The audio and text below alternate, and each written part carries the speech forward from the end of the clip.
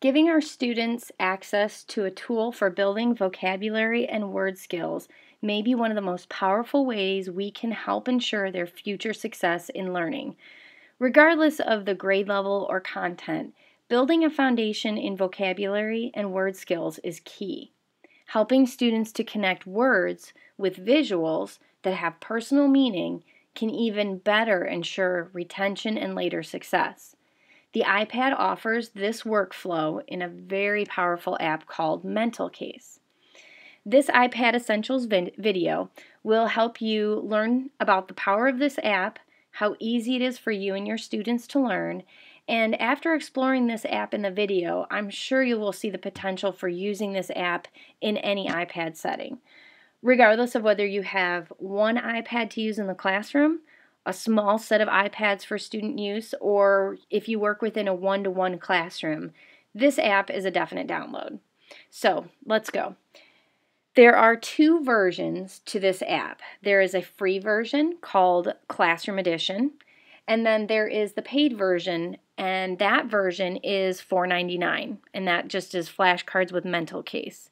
The paid or the light version is the app developer themselves say that with the Classroom Edition, an educator can prepare flashcards and distribute them to the students via a web server or other online storage solution.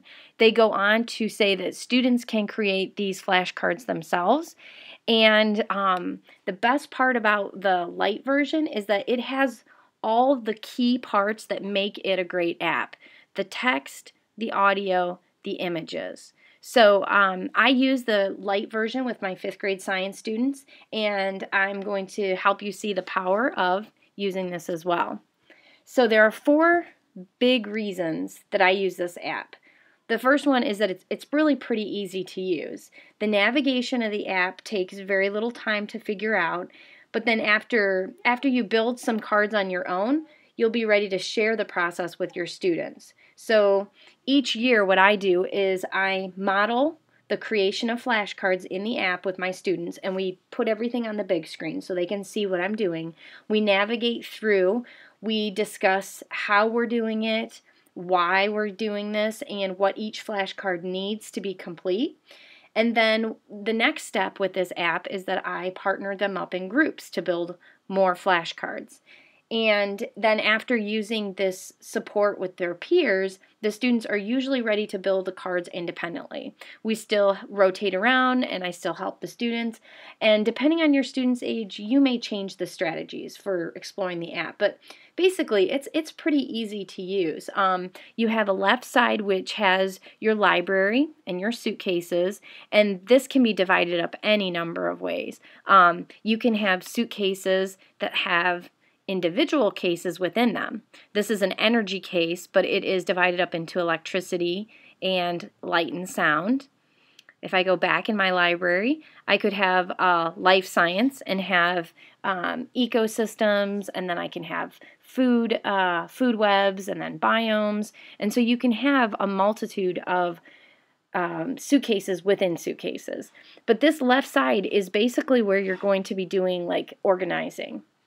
The bulk of your work is in here in the suitcases actually building them. And this leads us to the second key reason why I think this is a fantastic app, and that is how visual it is. You can see with many of these flashcards, they have some sort of picture, whether it is hand-drawn or like, in another app, whether it is a picture taken with the camera of the iPad. This is just a picture taken in the classroom of light traveling through water. Then you can also have pictures that are taken from the internet. This is an image from NASA's website. So the visual part of it is key. It is one of the most powerful parts of this app. The ability to grab anything from your camera roll and pull it into the flashcards is important, and it's pretty exciting because the students can be selecting the image that means the most to them in remembering the content. You can go beyond that simple memorization of words, and add the visual in, and this personalizes it.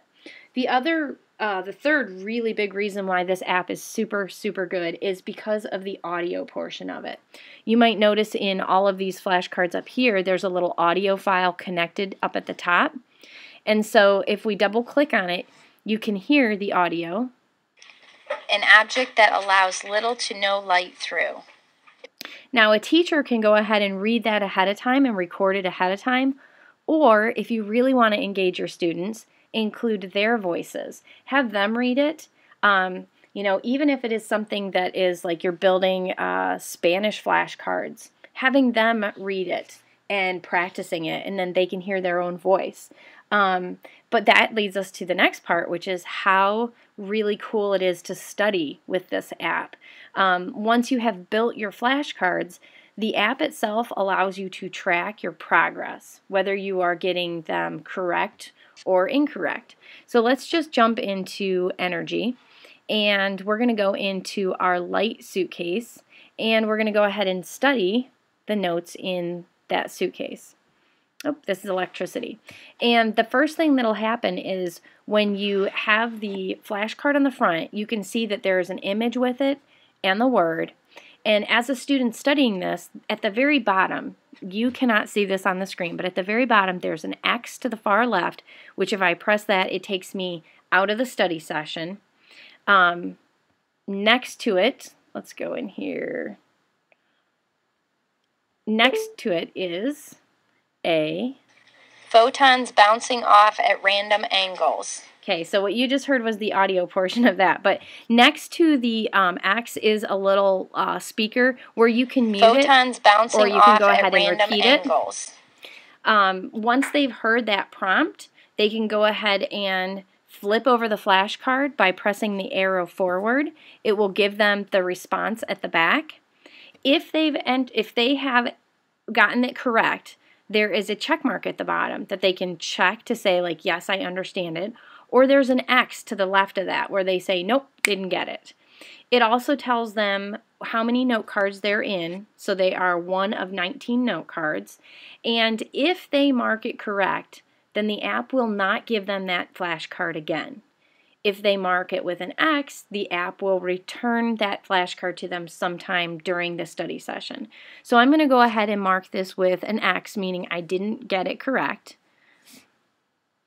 It'll give me the next prompt, close switch, and in the science classroom we talked about close switch as allowing electrons to flow. So hopefully when they flip that flashcard over, that image prompted them to think, oh, electrons can flow. They get a check mark, they got it right. Bouncing.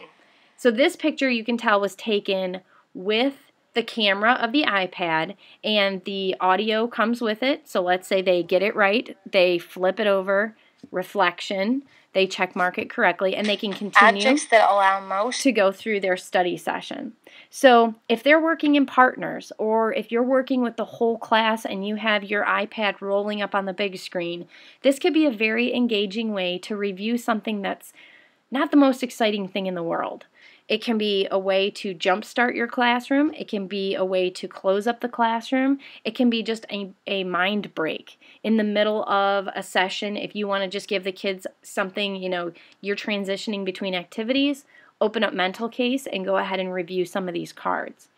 Now, if you look at how to build a card, it really it's a pretty easy process. Let's say I want to add a flashcard to my light and sound suitcase. If I don't have a suitcase already set up, I would be in the all notes section, and it would be created in this area here. But since I already have a suitcase set up, I'm going to jump into energy, and I'm going to go over to light and sound. And up at the top right-hand corner, there's that little pencil in the box. In most of the apps, that indicates, hey, you can make something, write something, do something. So I'm going to go ahead and go there. And it gives you the prompt or question, which is the front side of the flashcard. And then the note content would be the back side of the flashcard.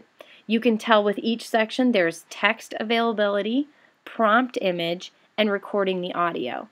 So I'm going to go ahead and type in my prompt image, which for this one is going to be a band of colors produced